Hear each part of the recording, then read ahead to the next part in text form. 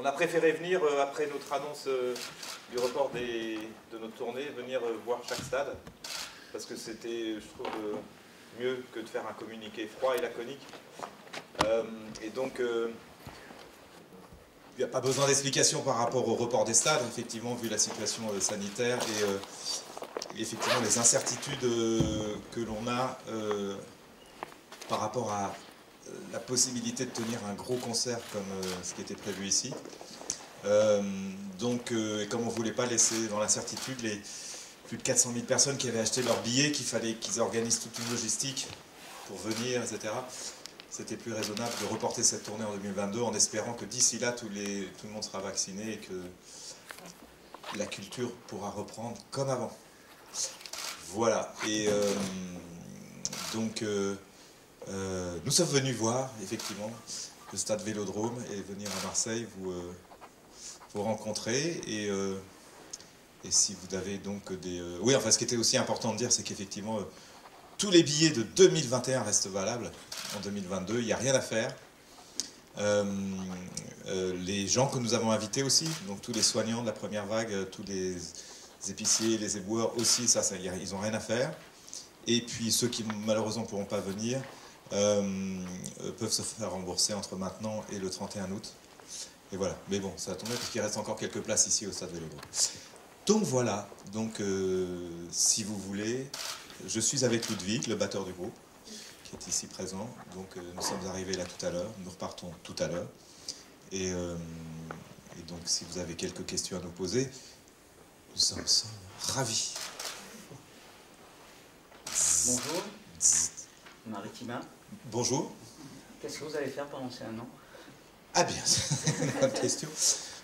Ça fait plus d'1 an qu'on travaille sur ce projet, sur cette tournée. Il y a beaucoup de préparation parce que c'est, j'en discutais avec Martin là tout à l'heure, c'est aussi la première fois qu'il y aura un concert en centrale ici, c'est-à-dire au milieu de la pelouse. Donc c'est un gros travail et donc on avait étudié chaque stade, chaque endroit et donc on va continuer puisque normalement on aurait dû y jouer, je ne me rappelle plus la date, 5 juin. Le 5 juin et que maintenant c'est le 4 juin l'année prochaine. 11 juin, pardon, je confonds avec Bordeaux. Que c'est le 11 juin l'année prochaine. Non, on va continuer à travailler. Il y avait beaucoup de choses encore à régler. Et puis ça va nous permettre, dès le mois de juin, Ludwig. On va commencer à composer un nouvel album. Voilà. C'était prévu... nous, on avait prévu de le faire après, et donc on va le faire maintenant. Et donc, dans l'idée, c'est de faire effectivement de sortir. Je ne sais pas si on aura le temps de le sortir avant les stades, ou pendant les stades, ou juste après, mais en tout cas de faire des nouveaux titres. Donc, dès le mois de juin, on part enregistrer. Voilà, tout en continuant à avoir un œil sur la construction de toute l'infrastructure, parce que c'est vraiment un gros show qu'on prépare. Donc voilà. Donc on ne chômera pas. Et puis, comme j'avais dit, on ne fêtera pas nos 40 ans, mais on fêtera nos 41 ans ici au stade. Maintenant, il n'est pas impossible qu'autour du 29 septembre, on fasse une petite surprise. On verra. Ah bah c'est une surprise. On ne sait pas encore, on réfléchit. Ça a été soudain, jusqu'au dernier moment, on y a cru. Hein. On y a cru parce qu'on était... en relation avec les plus hautes autorités, puis les plus basses, puis les plus moyennes, puis les plus... Tout le monde se contredit. Je pense que la réouverture va se passer... c'est une question de semaine. C'est vraiment une question de semaine. Ou 2 mois. Enfin, mais je pense que d'ici septembre, beaucoup de choses vont réouvrir, donc c'est bien. Donc nous, on arrive vraiment juste avant, donc c'est quand même mieux. Mais on y a vraiment cru. Donc là, on réfléchit à beaucoup de choses de ce qu'on va faire cette année. Donc effectivement, comme Ludwig vous a dit... enregistrer, écrire des nouveaux morceaux et faire un nouvel album et essayer qu'il soit au mieux. Alors, Jérémy Essas, France 3 Provence-Alpes. Bonjour François. Bonjour. Sur ce nouvel album, vous dites que ça en sera en juin. Vous savez déjà où vous allez enregistrer, comment sera l'album Alors, pas du tout. Quelle idée, des duos? On reprend à zéro. Exactement. Voilà, chercher l'inspiration, comme on fait d'habitude. Ben, on ne sait pas encore. Mais peut-être très actuel aussi, enfin d'actualité entre... C'est-à-dire qu'on a eu une chance énorme là, d'avoir 2 singles là, qui ont cartonné nos célébrations et puis le duo avec Christine. Moi, je trouvais que... Là, chaque album, c'est un nouveau départ. On met le groupe à zéro. Enfin, c'est un petit peu paradoxal, parce que le groupe à zéro qui va faire le stade Vélodrome quelques mois après, c'est un peu compliqué. Donc, non, on sait où on va aller. On sait dans quel studio on va s'installer, quelques mois.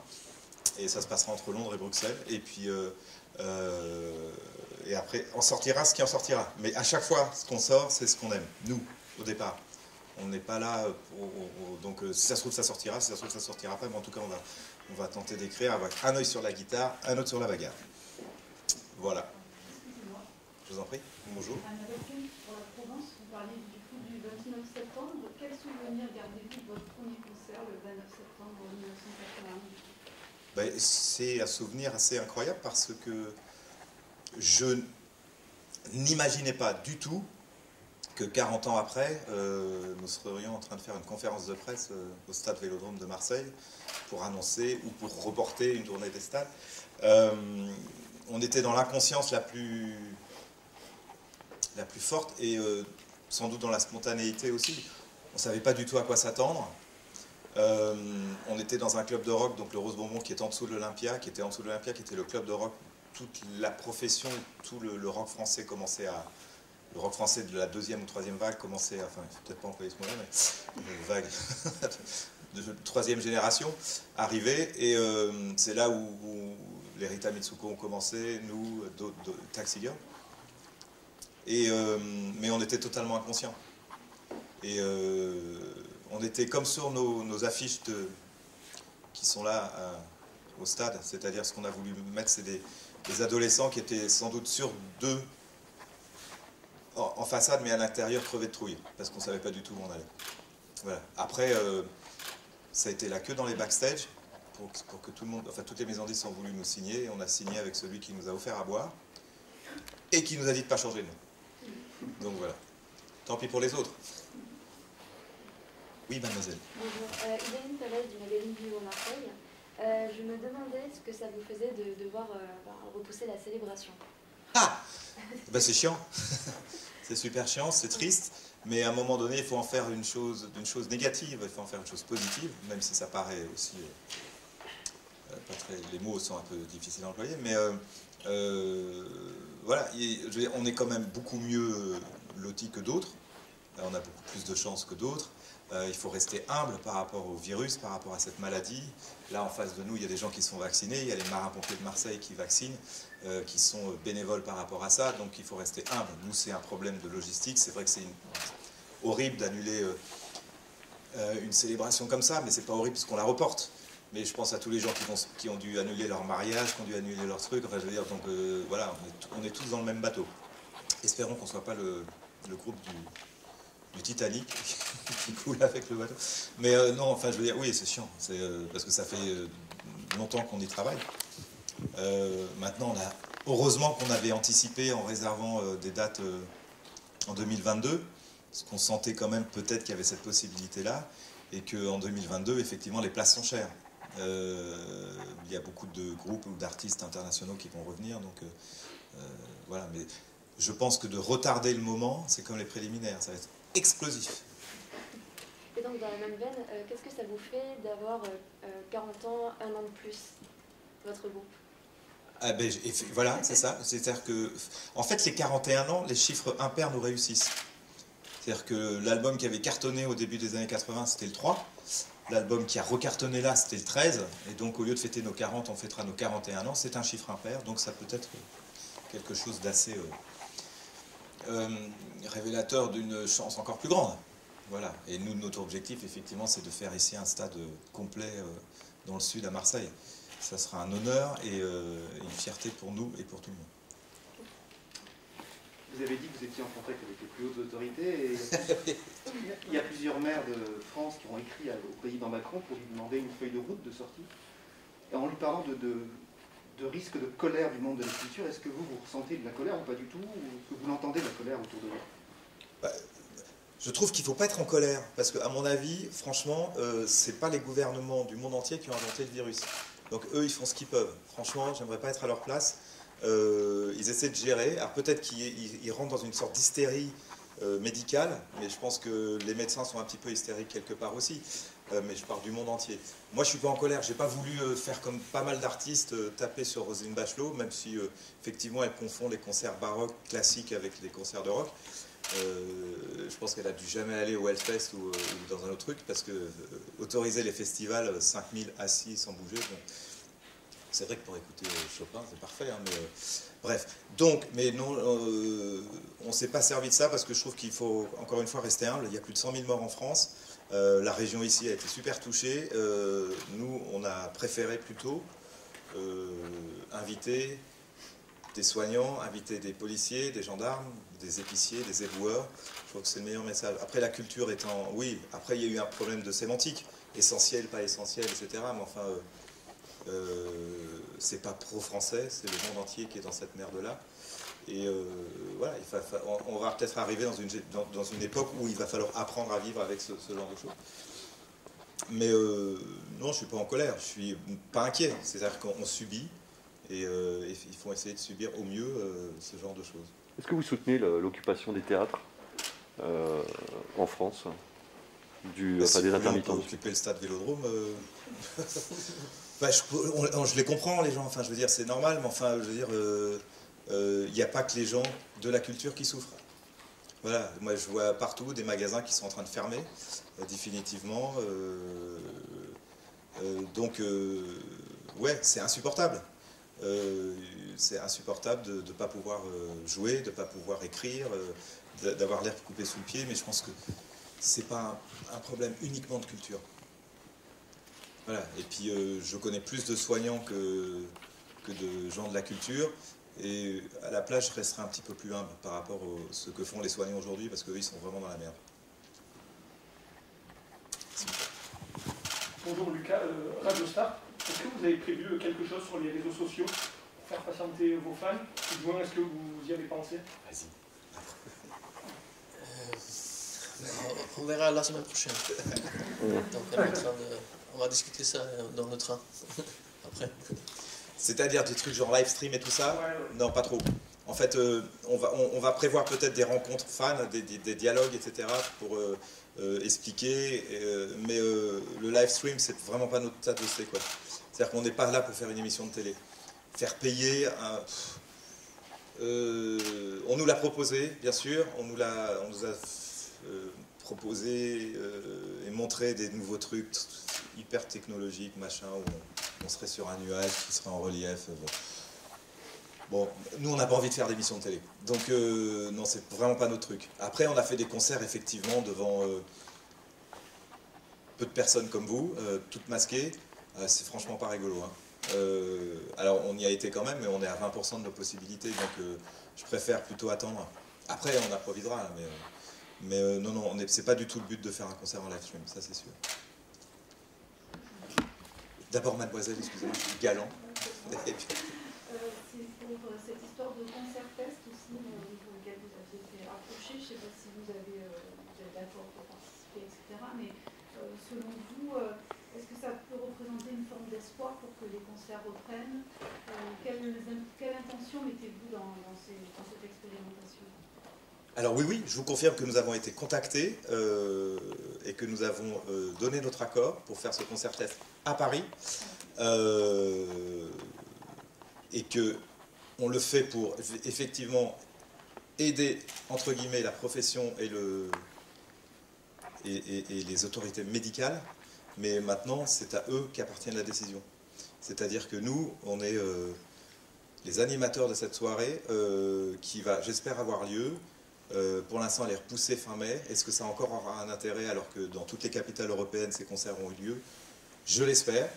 Mais en tout cas, on s'y prépare, effectivement, à jouer pour ce concert test. Je pense que vous êtes aussi à Marseille, il va y avoir des choses. Donc, ouais, absolument. Et c'est, je pense que c'est...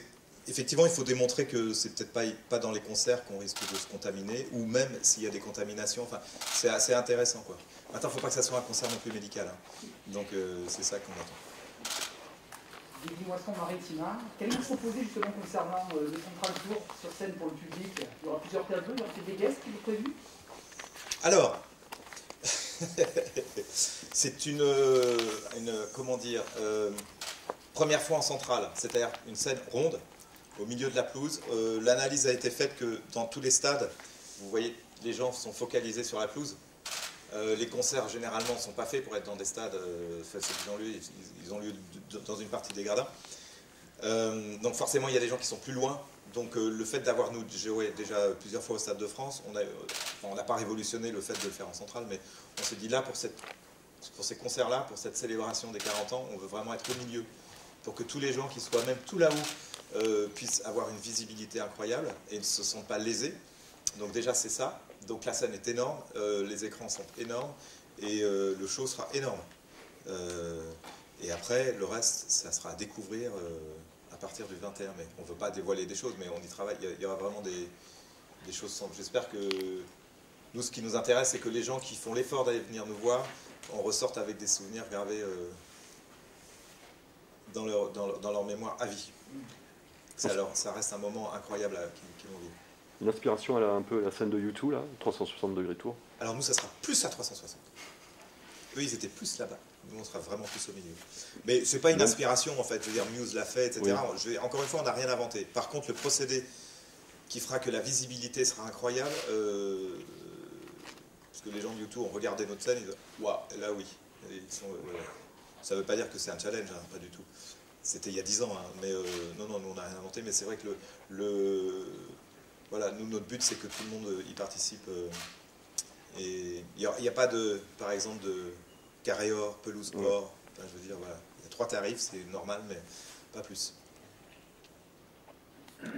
Bonjour Mathias pour le Tartamien. Vous parlez de Muse à l'instant. Muse, les Rolling Stones, AC/DC, ils ont fait ce stade Vélodrome. Les gamins qui sont sur cette affiche, quand ils voient ça, ils en pensent quoi? Ils ne pensaient pas qu'ils allaient le faire. Moi, j'ai eu la chance ici d'aller voir les Stones et d'aller voir Paul McCartney. Et je trouvais que ce stade était incroyable parce qu'on a l'impression d'être dans une sorte de cocon. Et pourtant, il y a quand même 60 000 personnes ou même plus.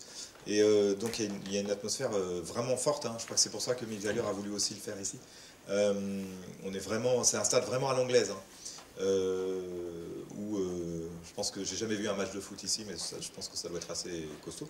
Mais les concerts, c'était fort. Donc, non, les gamins, comme nous étions à 20 ans ou 19 ans quand on a commencé, on n'avait pas du tout ce plan de carrière. On n'y aurait pas cru. Et puis, on n'était pas assez, ni dans cet égocentrisme de dire on va arriver là-bas. On n'avait pas ce côté... On restait quand même humble. On ne s'imaginait pas du tout. D'ailleurs, ça n'a jamais été un plan de carrière de faire un stade. On a eu cette possibilité-là parce que le public nous a donné le pouvoir de le faire. Et c'est ça qui est génial. Donc, et de pouvoir le faire dans des conditions qu'on veut. C'est-à-dire, on part d'une idée, un dessin, on impose nos prix, on choisit nos stades, on essaie de recevoir le public dignement. Donc, on reste quand même dans notre éthique, quoi. Mais oui, non, je pense qu'ils vont crever de trouille quand même. Ça va être drôle. C'est quoi le secret de longévité d'Indochine, plus de 40 ans secret de jouvence de Nicolas Sirkis, plus de 60 ans, l'énergie, la passion, l'envie, le rock? Le sexe? Non, c'est vegan, n'est-ce pas? Les vegan, c'est bien. Donc c'est oui, non, enfin, c'est-à-dire que si on veut prendre soin du public, il faut prendre soin de soi. Mais là, je pense que c'est la passion qui domine cette énergie. Puis musicalement, vous avez traversé certaines périodes. Ici, on est dans le sud. Le sud, c'est souvent référence au rap, au R&B. Comment, musicalement, Indochine a passé toutes ces mouvances On est en train de faire un film et un livre là-dessus, justement, pour expliquer ce qui était inexplicable. C'est vrai que le sud, ça n'a jamais été très très fort chez nous, mais ça reste quand même quelque chose d'assez incroyable. On a enregistré plusieurs fois ici à Miraval, au-dessus, à Brignoles, 2 albums qui ont moyennement marché. À l'époque, mais on a toujours été assez populaire chez les gens nous aiment bien. Après voilà, il se fait que c'est depuis 20 ans, ça n'arrête pas de monter et d'exploser. C'est-à-dire que comment elle s'appelle cette salle qui est toute petite auprès du port, La Liberté, ou je sais pas comment on avait fait. Le Trolley. La Criée. Le La Criée. Non, c'était pas la Criée, c'était le Trolley petite ça. Hein? Pour les bus. Encore plus petit. Non, bref, il y a 25 ans, 30 ans, on passait là. Je sais que c'était notre van qui servait de loge. Non, non. L'espace Julien. L'espace Julien. C'est petit. C'est pas grave. 600, je crois. Et donc, il n'y avait pas de loge.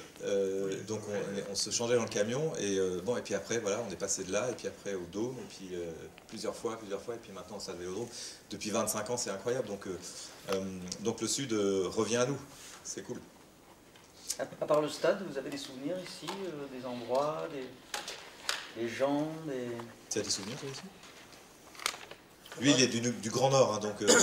Bah, j'ai fait une seule date ici, donc c'était pendant la tournée 13, c'était incroyable. Ah, le Dôme. Le Dôme, ouais. Et après... les calanques. La mer. Voilà, mais il ne mange pas des fruits de mer.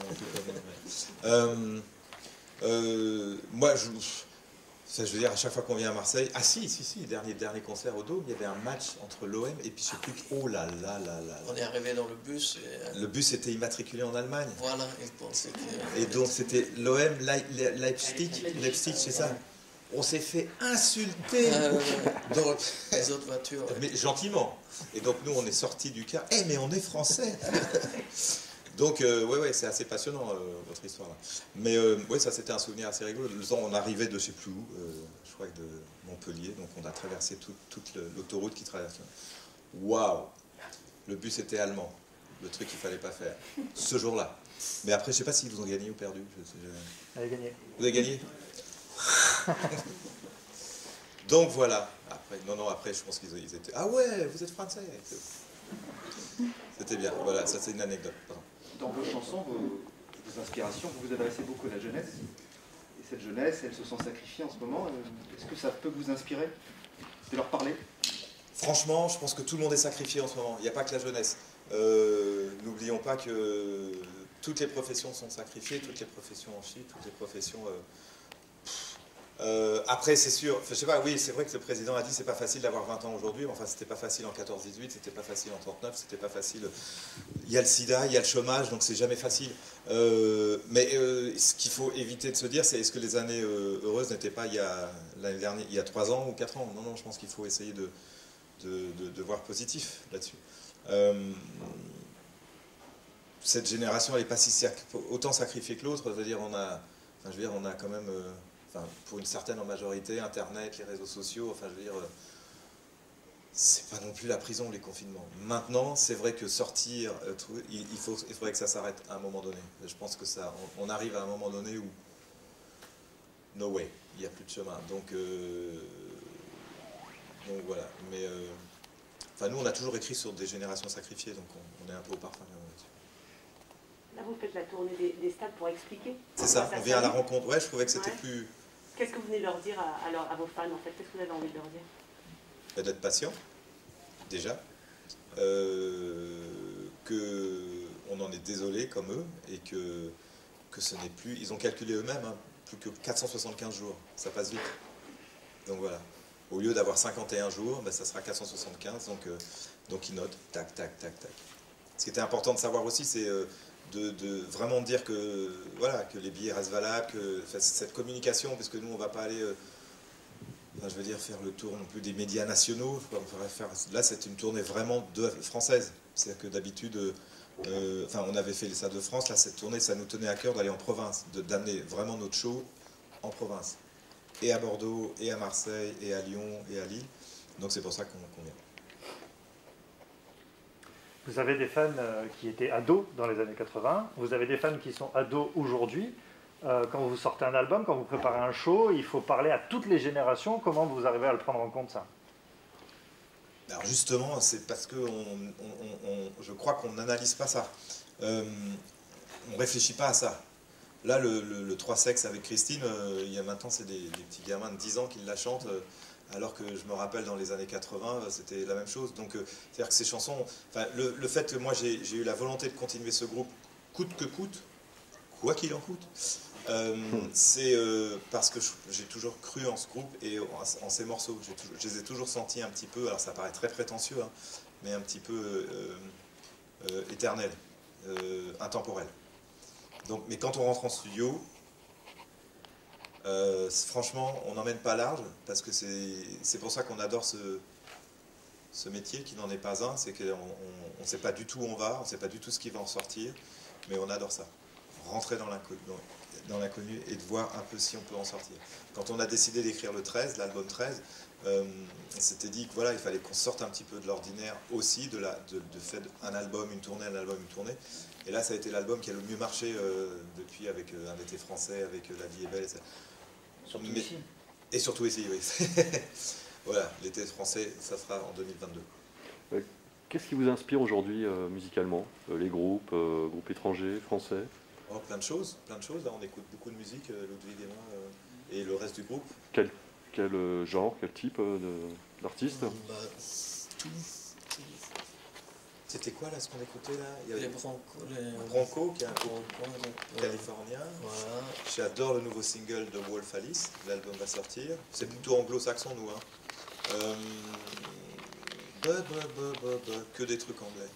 Et puis, ouais, c'est ça, grosso modo.